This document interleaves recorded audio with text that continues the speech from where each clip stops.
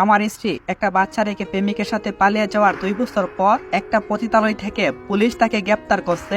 যেদিন খবরটা শুনলাম সেই দিন বিকালটা অন্য দিনগুলোর মতো সাধারণই ছিল। কাজ শেষ করে ঘরে ফিরেছি। ছোট ছেলেটা আমার পাশে বসে খাতা খুলে কি যেন আঁকাআঁকি করছিল। ওর বয়স এখন 5, কিন্তু ওর চোখের মাঝে যে শূন্যতা, সেটা 5 বছরের কোনো শিশুর চোখেই থাকার কথা না। হঠাৎ আমার ফোনটা বেজে উঠলো। অচেনা একটা নাম্বার। আমি ভাবলাম হয়তো কাজের কোনো ব্যাপার। ফোনটা ধরতেই ওই পাশ থেকে গম্ভীর কণ্ঠে একজন বলল, আপনি কি স্বামী? আমি একটু অবাক হয়ে বললাম, জি। লোকটা কয়েক সেকেন্ড চুপ থেকে বলল, আমি থানার পক্ষ থেকে বলছি, আপনার স্ত্রী নীলা সম্পর্কে কিছু কথা আছে। এই কথা শুনে বুকের ভিতরটা কেমন জানি ধক করে উঠলো। 2 বছর হয়ে গেছে, নীলার কোনো খোঁজখবর নেই। 2 বছর আগে সে আমাদের ছোট ছেলেটাকে রেখে কোন এক লোকের সাথে পালিয়ে গিয়েছিল। সেই ঘটনার পর থেকে আজ পর্যন্ত ওর কোনো খোঁজ আমি পাইনি, আর করতেও চাইনি।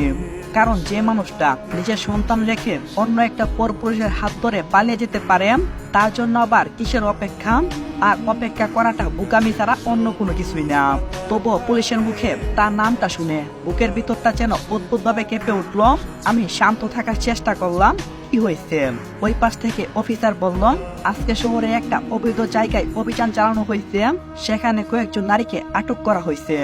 তাদের মধ্যে একজন নিজের নাম বলছে নীলা, আর সে বলছে আপনি নাকি তার স্বামী। আমার হাত থেকে ফোনটা পাই পরেই যাচ্ছিল। আমি কিছুক্ষণ কোনো কথা বলতে পারছিলাম না। ওই পাশ থেকে অফিসার বলল, আপনি যদি পারেন থানায় এসে একটু দেখা করবেন। আমি ধীরে ধীরে বললাম, কোথায় থেকে তাকে ধরছেন? ওই পাশ থেকে অফিসার বলল, খুব ঠান্ডা গলায়, একটা পতিতালয় থেকে। আমার মনে হলো কেউ যেন আমার মাথায় বাড়ি কিছু দিয়ে আঘাত করছে। মনে হচ্ছে মাথার ভিতরে কেউ রড ঢুকিয়ে দিয়েছে। আমি চুপ করে ফোনটা রেখে দিলাম। ছেলেটা তখনও মেঝেতে বসে আছে আর ছবি আঁকছে।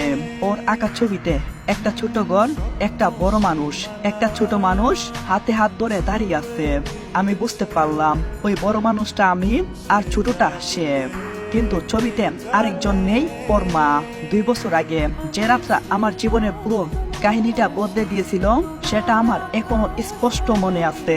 সেদিন রাত 10টায় আমি কাজ থেকে বাসায় ফিরলাম। ঘরে ঢুকেই বুঝলাম কিছু একটা অস্বাভাবিক। ঘরটা অদ্ভুত ভাবে চুপচাপ। আমি ডাকলাম, নীলা, কোনো উত্তর আসছে না। ছেলেটা তখন ঘুমাচ্ছিল। রান্নাঘরে গেলাম, সেখানেও কেউ নেই। হঠাৎ টেবিলের উপরে একটা কাগজ দেখতে পেলাম। হাত কাঁপতে কাঁপতে কাগজটা খুললাম। সেখানে কয়েকটা মাত্র লাইন লেখা ছিল, আমি আর এই জীবনটা বয়ে বেড়াতে পারছি না। আমি যার সাথে যেতে চাই আমি তার সাথে চলে যাচ্ছি। আমাকে খুঁজে লাভ নেই। সেই রাতে আমি বুঝতে পারছিলাম মানুষ কখনো কখনো এতটা অচেনা হয়ে যায় যে তাকে চিনতেও পারা যায় না। নীলা চলে যাওয়ার পর পুরো পাড়ায় খবর ছড়াতে 2 মিনিটও লেট হলো না। কেউ কেউ এসে সরাসরি বলছে, ভাই, আপনার স্ত্রী তো অন্য পুরুষের সাথে পলাইয়া গেছে শুনলাম। কেউ আবার সহানুভূতির ভান করে বলছে, আপনি এত ভালো মানুষ, আর সে এমনটা কি করে করতে পারলো? আমি কোনো উত্তর দিইনি, কারণ আমি নিজেও উত্তরটা জানতাম না। শুধু একটা কাজ করেছি, আমি আমার ছেলেটাকে শক্ত করে আমার বুকে জড়িয়ে রেখেছি। 2 বছর ধরে আমি একাই তাকে মানুষ করছি। সকালে কাজ, দুপুরে রান্না, রাতে তাকে নিয়ে নানান গল্প, সবকিছুই আমি করি। অনেক সময় খুব ক্লান্ত লাগে, কিন্তু ছেলেটা যখন রাতে ঘুমানোর আগে বলে, বাবা তুমি কোথাও যেও না, তখন মনে হয় আমি পৃথিবীর সবচেয়ে গুরুত্বপূর্ণ দায়িত্ব পালন করতেছি। আজ হঠাৎ সেই অতীত আবারও দরজায় করা নাচছে। রাতে ছেলেটাকে ঘুম পাড়িয়ে আমি কিছুক্ষণ চুপচাপ বসে রইলাম। ভাবছি যাবো কিনা। 2 বছর আগে যে নারী আমার জীবন থেকে হারিয়ে গেছিল, তাকে আবার দেখতে যাওয়ার কি মানে আছে? কিন্তু অদ্ভুত একটা কৌতূহল কাজ করছিল, সে এখন কোথায় দাঁড়িয়ে, কিভাবে সেখানে পৌঁছালো। শেষ পর্যন্ত সিদ্ধান্ত নিলাম পরের দিন সকালবেলায় থানায় যাব। রাতটা পাই ঘুমহীন কাটলো। সকালবেলা ছেলেটাকে পাশের বাসার আন্টির কাছে রেখে আমি থানার উদ্দেশ্যে রওনা দিলাম। থানার ভিতরে ঢুকতেই আসসালামু আলাইকুম এভরিওয়ান। পরের পার্টের জন্য অপেক্ষায় থাকবেন। আর ভিডিওটা ভালো লাগলে অবশ্যই কমেন্টে বলে যাইবেন নেক্সট পার্ট। তো ভালো থাকেন, আল্লাহ হাফেজ।